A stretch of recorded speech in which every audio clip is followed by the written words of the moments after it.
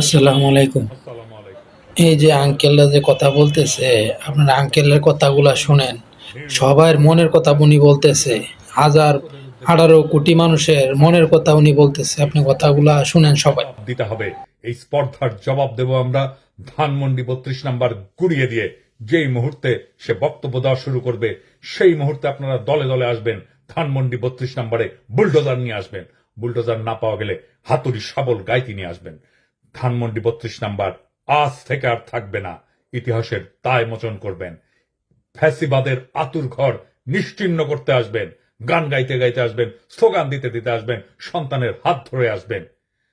মুখে হাসি আর বুকে প্রতিরোধের আগুন নিয়ে আসবেন।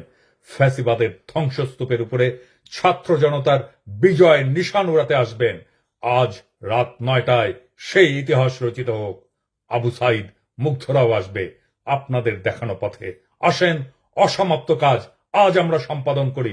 ইতিহাসের দায় মোচন করি। ধানমন্ডি 32 নাম্বার থাকবে না। ছাত্র জনতা ঐক্য জিন্দাবাদ। ইনকিলাব জিন্দাবাদ।